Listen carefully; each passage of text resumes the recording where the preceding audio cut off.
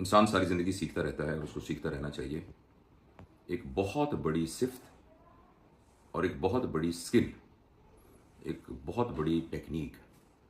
और टेक्नीक से ज़्यादा एक मिज़ाज, जिसका सीखना इंसान के लिए उसके मकाम को, उसके मयार को और उसके सीखने के लेवल को बहुत ऊपर कर देता है, वो है खामोश रहना। और अक्ल के साथ, समझ के साथ और दानिशमंदी के साथ खामोश रहने की कला जो है ना, और जो खामोश रहने का फ़न है, वो सिर्फ चुप रहना नहीं है। इन दोनों में बड़ा फ़र्क है। कोई बात ना करने का मतलब खामोशी नहीं है। खामोशी का मतलब है कि आप शऊरी तौर पर अपने तमाम हवास को पूरी तरह चौकन्ना रखते हुए रिसेप्टिव हो जाएं और जो कुछ आपके इर्द गिर्द सुनने के लिए है, देखने के लिए है, सूंघने के लिए है, महसूस करने के लिए है, सोचने के लिए है, गौर करने के लिए है, तजुर्बा करने के लिए है, उसमें आप इन्हमाक से लग जाएं। हमारी एक आदत बन गई है बोलते रहना, और आप दिल में सोच रहे होंगे कि ये वो शख्स कह रहा है जो खुद भी बोलने वाले काम के साथ मुतल्लिक है।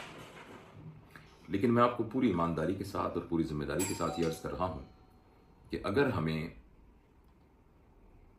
खामोश रहने का, एक्टिवली खामोश रहने का फन आ जाए और हम हर वो बात जो हमारे दिल में आ रही है उसको फटाफट निकालने की कोशिश ना करें और अगले की बात का सुने और समझे बगैर जवाब देने की कोशिश ना करें, और अगर हम बगैर वजह के बहस ना करें और इस बात को साबित करने की कोशिश से बिल्कुल एक किनारा कशी कर लें कि जो तुम कह रहे हो मैं उससे बेहतर कह रहा हूं और समझता हूं, तो एकदम इंसान की ग्रोथ होनी शुरू हो जाती है। उसका जो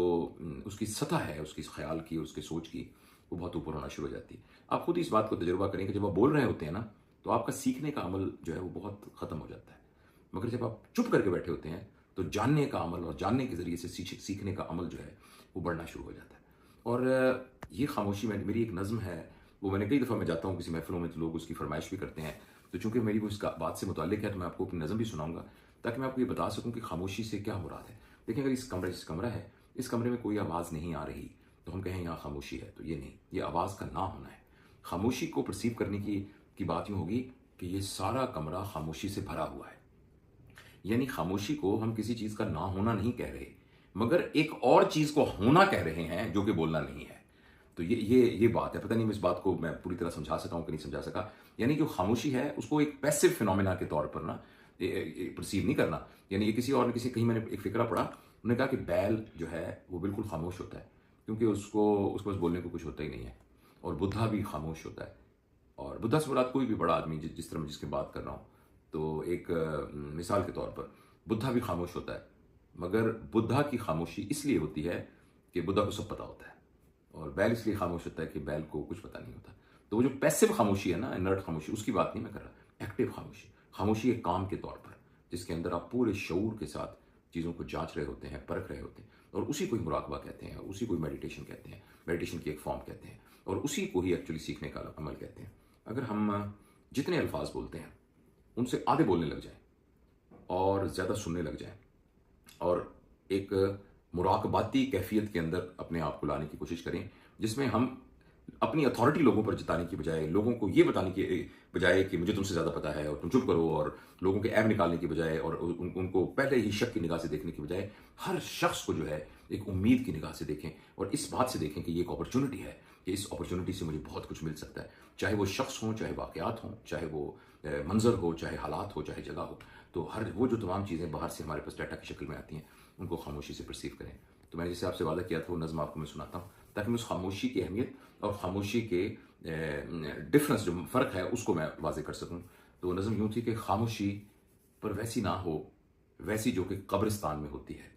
खामोशी जो मुजरम के चेहरे पर तारी होती है, खामोशी पर वैसी हो जो वक्त इबादत रूह में जारी होती है, खामोशी जो गहरे समंदर और झीलों में होती है, खामोशी जो आधी रात की कंदीलों में होती है। चारों जानिब शोर बहुत है, हंगामों का जोर बहुत है, दिल हो या शहरों की सड़कें, नफरत के अंगारे भड़कें, आहें हैं और चीखें हैं, चीख नहीं सरगोशी हो, खामोशी हो, खामोशी पर वैसी ना हो, खामोशी पर ऐसी हो। तो मैं एक इस सबक का एक आजिज और हम्बल स्टूडेंट होने की हैसियत से अपने तजुर्बे को आपके साथ शेयर करना चाहता था कि ये वो एक सीखने का काम है जिसका मैं भी एक तालिब इल्म हूँ, और आप इस सीखने के काम और इस सीखने के काम का एक्चुअली उस्ताद आप खुद ही बन सकते हैं। तो वैसे तो आप किसी बड़े मुरब्बी के पास जाएं तो वो आपको सिखा भी सकता है, लेकिन आप इस अपनी उंगली खुद भी पकड़ सकते हैं और आप खुद ही जो है ना इस बात को एक्टिवली परसीव करना शुरू करते हैं। आप देखिएगा इस अमल की वजह से लोग जिनसे आपकी दलील के अंदर बहस होती है, वो लोग आपको सिखाने का बायस बन जाएंगे। वो बातें जो आपको इरिटेट करती हैं, आपको गुस्सा दिलाती हैं, उन बातों से आप सीखने के अमल में अपने मेयार को ऊपर करना शुरू कर देंगे और ज़िंदगी का पूरा रंग ही चेंज हो जाएगा, बिल्कुल एक स्पेक्ट्रम ही चेंज हो जाएगा। तो इसको आप करके देखिएगा, मेरे लिए दुआ भी कीजिएगा। जब आप इस अमल को करें तो आप मेरे लिए भी दुआ कीजिएगा, और दुआ ये कीजिएगा कि जो बातें मैं आपसे कहता हूँ ना, तो ये बातें सिर्फ मेरी ज़बान से निकलने के अल्फाज ना हो, बल्कि मेरे दिल में भी हों, और हम सब इस पर अमल करें। अगर ये हमारे फ़ायदे के लिए दुनिया और आखिरत में है तो अल्लाह ताला हमें जो है इस पर अमल की तौफीक दे, और अगर ये किसी किस्म का भी कोई शर है तो अल्लाह मुझे भी उससे महफूज रखे और आपको भी।